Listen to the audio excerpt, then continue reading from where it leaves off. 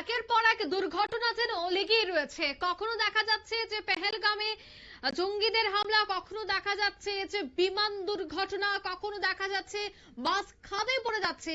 এবার কিন্তু রাসায়নিক কারখানাতেও একের পর এক বিস্ফোরণ। রাসায়নিক কারখানায় বিস্ফোরণকে কেন্দ্র করে হায়দ্রাবাদে চাঞ্চল্য। হায়দ্রাবাদে জোরালো বিস্ফোরণ। জানা গেছে কেমিক্যালসের রাসায়নিক ভর্তি ট্যাঙ্কারে বিস্ফোরণ ঘটে।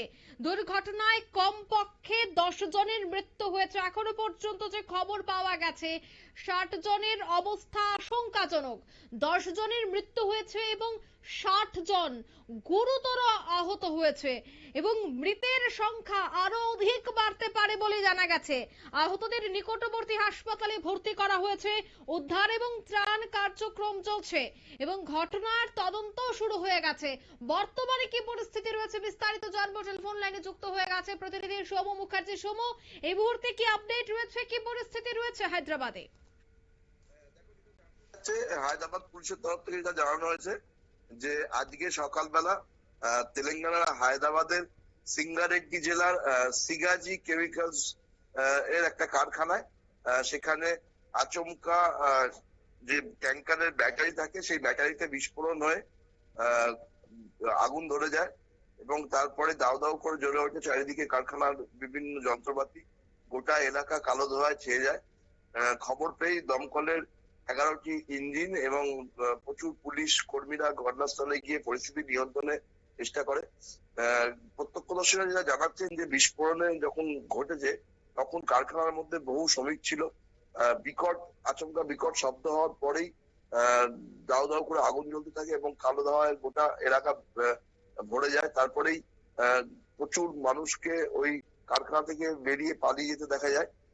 কিন্তু অনেক শ্রমিকই বিধ্বংসী আগুনের মধ্যে আটকে পড়েছে বলে জানা যাচ্ছে। এখনো পর্যন্ত পুলিশ সূত্রে যেটা জানানো হয়েছে যে এই ভয়াবহ বিস্ফোরণের ঘটনায় কমপক্ষে 10 জনের মৃত্যু হয়েছে। জখম হয়েছেন কম করে 60 জন, যাদের মধ্যে অনেকেরই অবস্থা আশঙ্কাজনক।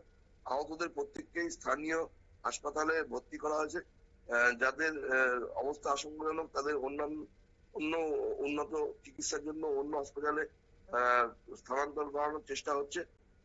যেটা জানা যাচ্ছে যে গোটা কারখানার একাংশ ভেঙে পড়েছিল এই বিস্ফোরণের ফলে।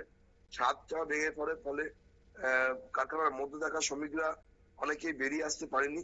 তবে বাঁচোয়া একটাই যে ওই ট্যাঙ্কার যেখানে ছিল তার থেকে কিছুটা দূরেই একাধিক লরিতে এলপিজির গ্যাস সিলিন্ডার ছিল, কিন্তু আগুন সেই অবধি পৌঁছতে না পারায় সিলিন্ডার গুলো বাস্ট করেনি।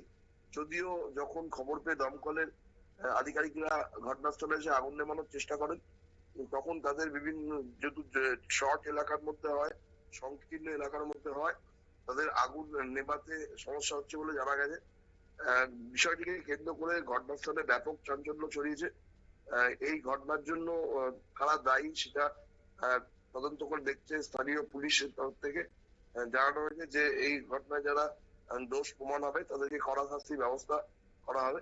পাশাপাশি সিগাজি কেমিক্যালস যে কারখানায় এই ঘটনা ঘটেছে তার ম্যানেজার এবং কোম্পানির আধিকারিকদের পুলিশ তদন্ত করার জন্য জেরা করছে। পরিস্থিতি ভয়াবহ আকার রয়েছে বর্তমানে, আতঙ্ক রয়েছে প্রবল। এখনো মৃত্যুর সংখ্যা বাড়বে বলে আশঙ্কা করছে স্থানীয়রা। মোট কথা এখন যে পরিস্থিতি তাতে হায়দ্রাবাদের এই রাসায়নিক কারখানার দুর্ঘটনায় গোটা দেশ জুড়েই একটা শোকের পরিবেশ নেমে এসছে। যেভাবে তুমি বলছিলে যে একের পর এক ভারতবর্ষের মাটিতে ঘটনা ঘটছে যেখানে প্রচুর মানুষের মৃত্যু হচ্ছে, এর হায়দ্রাবাদের সেই ঘটনার আমরা সাক্ষী এলাম। এই ধরনের ঘটনা শোকের পরিবেশই তৈরি করে, যেটা হায়দ্রাবাদের ক্ষেত্রে হয়েছে। এখনো পর্যন্ত বিষয়টি সম্বন্ধে বিস্তারিত কিছু জানানো হয়নি। তদন্ত তথ্য উঠে এলি তারপরেই এই ব্যাপারে বিস্তারিত তথ্য দেওয়া সম্ভব হবে বলে হায়দ্রাবাদ পুলিশের তরফ থেকে দাবি করা হয়েছে। অঙ্কিত, ধন্যবাদ। অর্থাৎ এখনো পর্যন্ত কিন্তু জানা গেছে সরকারিভাবে যে 10 জনের মৃত্যু হয়েছে, তবে মৃত্যুর সংখ্যা আরো বাড়তে পারে, কারণ 60 জনের অবস্থা খুবই আশঙ্কাজনক। তবে খুব দ্রুত যেন প্রত্যেকেই সুস্থ হয় এবং মৃত্যুর সংখ্যা যেন আরো না বাড়ে, সেই প্রার্থনাই করছে গোটা দেশ। কারণ একের পর এক দুর্ঘটনা, আর এবারে দুর্ঘটনায় কিন্তু গুরুতর আহত হয়েছেন প্রায় 100 জন। ঘটনার খবর পেয়ে দমকল কর্মীর দুটি গাড়ি ঘটনাস্থলে ছুটে এসে আগুন নেভানোর চেষ্টা করে। গুরুতর আহতদের নিকটবর্তী হাসপাতালে পাঠানো হয়। বর্তমানে উদ্ধার এবং ত্রাণ সামগ্রী প্রদান চলছে। যখন কারখানার ভেতরে শ্রমিকরা ঠিক কাজ করছিল, ঠিক তখনই হঠাৎ করে বিস্ফোরণ ঘটে। তীব্র শব্দ শুনে উপস্থিত কর্মীরা আতঙ্কিত হয়ে বাইরে দৌড়ে পালাতে শুরু করে, কিন্তু অনেক শ্রমিক ভেতরে আটকে পড়েন। কর্মকর্তারা বলছেন যে মৃতের সংখ্যা আরো বাড়তে পারে, কারণ কারখানায় আগুন লাগার কারণে উদ্ধার কাজে সমস্যা হচ্ছে। দুর্ঘটনার আসল কারণ কিন্তু এখনো পর্যন্ত জানা যায়নি। নিয়ে নিচ্ছে ছোট্ট একটি বিজ্ঞাপন বিরতি, সঙ্গে থাকুন।